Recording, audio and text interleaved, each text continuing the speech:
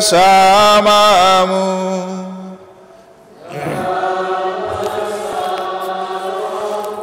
Inilah Injil suci menurut Markus. Dimuliakanlah Tuhan. Sekali peristiwa, datanglah seorang ahli Taurat kepada Yesus dan bertanya kepadanya, "Perintah manakah yang paling utama?" Jawab Yesus, "Perintah yang paling utama ialah, dengarlah hai orang Israel. Tuhan Allah kita itu Tuhan yang esa. Kasihilah Tuhan Allahmu dengan segenap hati, dengan segenap jiwa, dengan segenap akal budi, dan dengan segenap kekuatanmu. Dan perintah yang kedua ialah, kasihilah sesamamu manusia seperti dirimu sendiri. Tidak ada perintah lain yang lebih utama daripada kedua perintah ini." Berkatalah ahli Taurat itu kepada Yesus, "Guru, tepat sekali apa yang kau katakan, bahwa Dia itu esa, dan bahwa tidak ada Allah lain kecuali Dia. Memang, mengasihi Dia dengan segenap hati, dengan segenap pengertian, dan dengan segenap kekuatan, serta mengasihi sesama manusia seperti diri sendiri, jauh lebih utama daripada semua kurban bakar dan persembahan." Yesus melihat betapa bijaksana jawaban orang itu, maka ia berkata kepadanya, "Engkau tidak jauh dari kerajaan Allah." Dan tak seorang pun berani lagi menanyakan sesuatu kepada Yesus.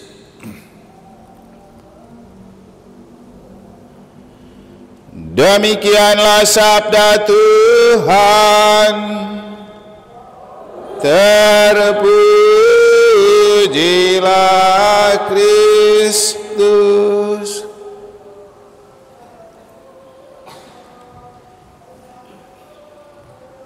Kita dihargai Tuhan bukan karena kita punya pengetahuan, tetapi ketika kita mau mendengarkan. Inilah yang dapat kita maknai dari cerita dalam Injil tentang seorang ahli Taurat yang sebenarnya dia sudah tahu hukum yang pertama dan utama itu mengasihi Tuhan dan mengasihi sesama. Tetapi kali ini dia bertanya lagi itu kepada Yesus bukan karena dia tidak tahu, dia tahu.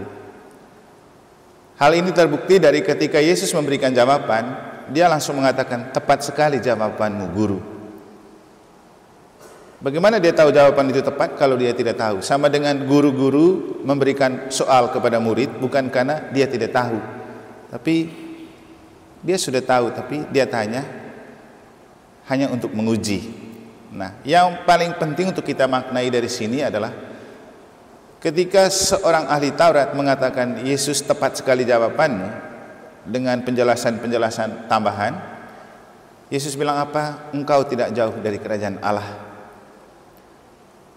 Nah, apa yang membuat perbedaan antara penghargaan Yesus kepada seorang ahli Taurat sebelum dia bertanya dan setelah dia bertanya? Kita tahu bahwa ahli Taurat selalu tidak suka dengan Yesus. Mereka selalu berusaha untuk menjebak Yesus, sama dengan kaum Farisi dan orang-orang Yahudi lain. Hal yang membuat dia dianggap sangat istimewa oleh Yesus bukan karena dia tahu itu jawaban, tapi karena dia mau mendengarkan Yesus. Makanya sebelum Yesus menjawab, Yesus bilang apa? Dengarlah hai Israel. Karena yang menjadi kesulitan selama ini pada diri ahli Taurat adalah tidak mendengarkan orang lain, tidak mendengarkan sabda Tuhan. Hal seperti ini masuk akal, Bapak Ibu. Kalau kita merasa sudah tahu semua, pasti kita susah dengar orang. Karena saya juga sudah tahu semua kok. Dulu waktu saya diajak ikut weekend MA pertama sekali, saya juga merasa bahwa saya sudah tahu semua tentang hidup perkawinan. Ngapain ikut weekend MA? Tapi setelah masuk dan belajar di dalamnya, justru ada hal yang memang saya tidak pernah tahu dan tidak pernah saya temukan dalam pembelajaran dan perkuliahan tentang sakramen perkawinan, tentang moral perkawinan, dan tentang macam-macam. Baru saya dapatkan waktu ikut weekend MA. Karena dengar dulu.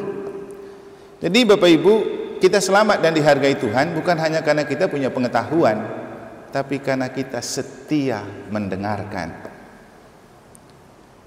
Kita tahu semua kitab suci itu berisi sabda Allah, tapi kita mau mendengarkan enggak? Itu yang jadi masalah. Ketika ditanya, kamu tahu kitab suci itu apa? Tahu, isinya sabda Allah. Mungkin juga kita bosan mendengar dan membaca bacaan yang sama, karena kita sudah tahu. Ya, Injil hari ini juga sudah sering kita bacakan. Ngapain dengar terus? Tapi justru itu yang membuat kita tidak mendapat rahmat dan penghargaan dari Tuhan. Ketika kita setia mendengarkan, itu yang membuat kita dihargai Tuhan. Saya rasa dalam hidup kita yang konkret juga seperti itu. Kita ngobrol dengan teman, kita mungkin sudah tahu apa yang dia obrolin, karena seringkali kita bertemu teman pasti menceritakan hal yang sama. Tentu bukan soal isi pembicaraan yang lebih penting.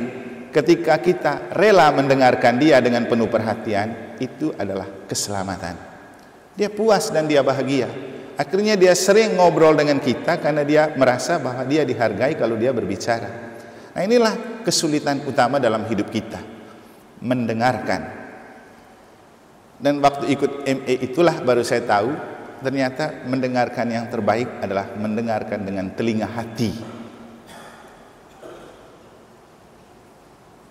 Contoh lain, kita semua tahu hari Jumat jam 6 itu jalan salib, semua orang tahu. Tapi ketika diingatkan, orang dengar nggak? Semua orang tahu di KBG kalau Selasa itu kegiatan lingkungan atau KBG, semua orang tahu. Tapi ketika diundang, dengar nggak? Nah, ini yang jadi masalah. Jadi keselamatan itu terletak pada kesetiaan mendengarkan. Makanya di bagian pengantar tadi saya mengingatkan kita akan sebuah syair lagu di setelah perhentian ke-11 itu. Dari salibmu engkau melihat, tak terbilang yang menghujat, berapa yang setia. Jadi dari salibmu Tuhan, engkau melihat, tak terbilang yang menghujat, tapi berapa yang setia. Bisa juga sekarang kita mengatakan, dari salibmu juga Tuhan Yesus, engkau melihat berapa banyak umat negara yang hanya omong banyak tapi tidak setia. Jangan dulu tunggu salib di sini. Kita mungkin punya salib di rumah, kita punya salib di kalung, kita mungkin punya tato salib. Di mana-mana kita taruh salib. Tapi pernahkah kita menyadari dari salib itu Tuhan selalu melihat kita dan selalu mempertanyakan, kau pakai salib ini karena setia atau karena pamer-pamer saja? Makanya hari Minggu kemarin saya bilang apa? Jadi orang Katolik bukan soal pamer salib, tapi ketika Yesus memanggul salib di masa Prapaskah, ayo ikut jalan salib. Jangan sampai orang Katolik tidak pernah ikut jalan salib. Apalagi sekarang ini teman-teman kita Kristen, Protestan sudah mulai ada jalan salib. Rabu-abu mereka sudah ada, jalan salib mereka sudah buat. Terima hosti seperti kita, mereka sudah lakukan. Kita yang lama sudah punya itu malah tidak ikut. Kan lucu. Tapi sudahlah. Nanti kalau Romo terlalu banyak omong kan merepotkan urusan orang. Tapi Yesus dari salib tak pernah menutup mata untuk melihat mana umat yang setia dan taat, mana yang hanya banyak omong. Untuk kita paling penting mungkin, mari kita belajar setia. Mari kita belajar menjadi pendengar yang baik, mendengar sabda Tuhan, mendengar sesama berbicara. Karena seorang ahli Taurat ternyata dihargai dan diselamatkan oleh Yesus karena dia setia mendengar Yesus berbicara.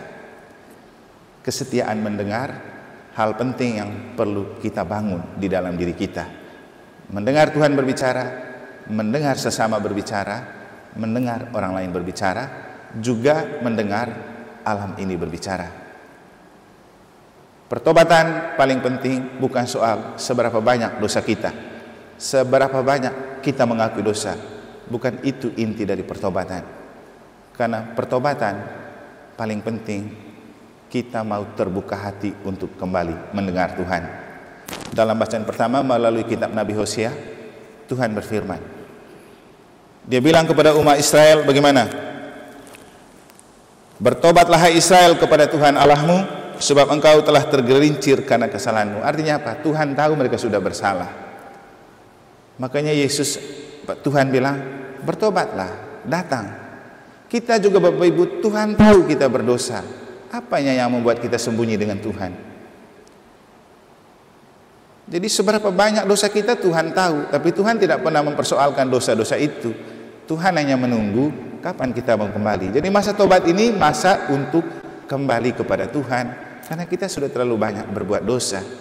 Jangan lagi justru di masa tobat kita malah jauh dari Tuhan, tidak mendengar suara Tuhan, tidak ikut kegiatan-kegiatan rohani, tidak lebih rajin ke gereja. Masa tobat lalu menjadi tidak berarti kalau justru di masa ini kita makin jauh dari Tuhan, makin jauh dari gereja. Maka pada kesempatan ini marilah kita kembali membuka hati kita, menjadikan hati kita sebagai telinga untuk mendengar sabda Allah, dan juga kita berdoa untuk umat kita yang masih bengkung dan bandel dan tidak memanfaatkan masa tobat ini sebagai kesempatan untuk lebih dekat lagi dengan Tuhan, untuk mendengar sabda Tuhan. Semoga di waktu yang tersisa umat kita menyadari pentingnya pertobatan adalah kembali kepada Allah yang Maha Rahim walau kita sering jatuh ke dalam dosa. Semoga Tuhan memberkati.